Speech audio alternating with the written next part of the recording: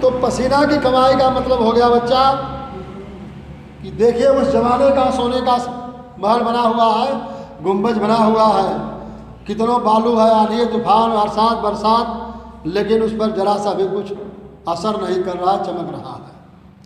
और यहाँ के सेठ लोग कितने बढ़िया स्वर्ण मुद्राएं बनाएंगे, पहनने के बाद वो काला हो जाता है। तो पसीना की कमाई और हराम की कमाई में बच्चा बहुत बड़ा फर्क है, बहुत अंतर है।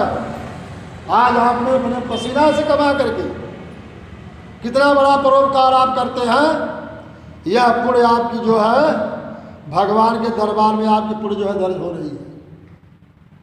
चाहे आप उस जन्म का सबका खाए होंगे, चाहे आप कुछ भी कर रहे हैं, लेकिन कितना बड़ा परोपकार आप कर रहे हैं, यह पुण्य जो है भगवान के दरबार में आपकी स्वीकार हो रही है और इसी को महानता कही जाएगी।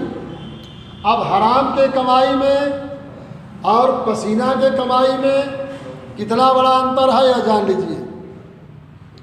महर्षि वेद सर्वज्ञ कलिकाले स्वागते पाप मानविद विद्या वेदम सेदाशम धम भवेत। यानी हराम की कमाई क्या है कि एक राजा था, वह राजा बहुत बड़ा दानी था। उस राजा ने क्या किया, जैसे आज हमारे देश के लोग हंसते हैं, किसी का कूट लेते हैं, मजा लेते हैं। जैसे मान लिया जाए एक छोटा सा उदाहरण कि कोई एक हरिजन या कोई छोटा कास्ट आईजी डीआईजी कर्नल बन कर के आया है, तो हम लोग उसको सलूट दागते हैं। तो उन्होंने तपस्या किया तब आईजी डीआईजी कर्नल बना है। आज आपके तप का यह फल है, जो आज आपने देवी तपस्या किया है बच्चा, आज आपके तपस्या का यह फल है कि पसीने की कमाई में और हराम के कमाई में कितना बड़ा अंतर है। वह राजा जो था तपस्या करके माँ लक्ष्मी जी को प्रसन्न कर लिया राजा, और लक्ष्मी जी को प्रसन्न करने के बाद क्या किया, कहा कि जब लक्ष्मी जी प्रसन्न हो गई उनके ऊपर, तो उन्होंने कहा कि माते मैं आपसे यही वरदान चाहता हूँ कि यदि आप हमारे ऊपर प्रसन्न हैं तो मुझे आप यह वरदान दीजिए कि आप सर्वदा के लिए हमारे घर में स्थिर रूप से आप निवास करें।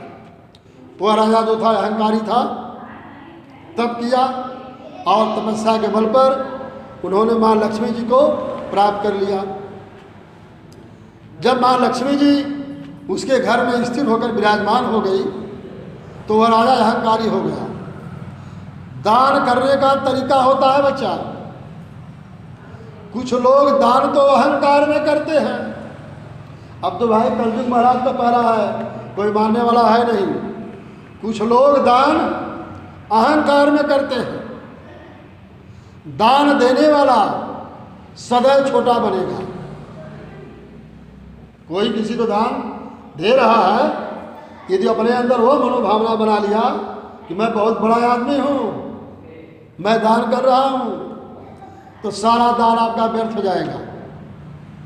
आपको छोट बन करके, गरीब बन करके यदि आप दान अदा करेंगे तो वह दान का पुण्य जो है आपका बैलेंस हो जाएगा, वह पुण्य खड़ा होगा। और यदि आदमी अहंकार में दान करेगा तो अहंकार की जहाँ पर व्यवस्था हो जाती है वहाँ पर विनाश होता है।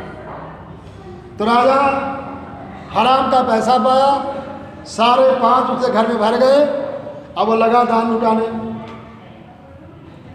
अब उसके राज में क्या हुआ कि मारा काटा फैल गया। जितने अराबी शराबी गजेड़ी भंगड़ी सब लोग थे, मनमन्ना रुपया पावे, सब एक दारू शराब पिए, मारा काटा फैल गया उसके राज में। इसके बाद हुआ कि विष्णु भगवान ने कहा कि तो बड़ा अनर्थ हो जाए, सारी दुनिया प्रलय हो जाएगी। वो राजा अहंकारी है, अहंकार में आकर के दान लुटा रहा है। विष्णु भगवान माँ लक्ष्मी जी के पास गए, साथ में नारद जी थे, और विष्णु भगवान जा करके लक्ष्मी जी से कहा हमारे शास्त्रों में लिखा गया है कि हमारे इस देश की धरती जो है औरतों के पुण्य प्रताप से टिकी हुई है।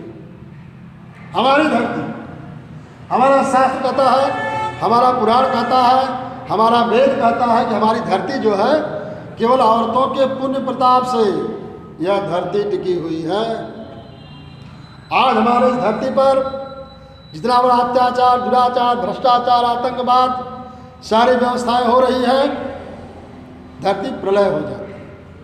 लेकिन हमारे विश्व के लोग, माताएं लोग उस जमाने में भी पूजा पाठ में ज़्यादा रुचि रखती थी और आज भी रखती है।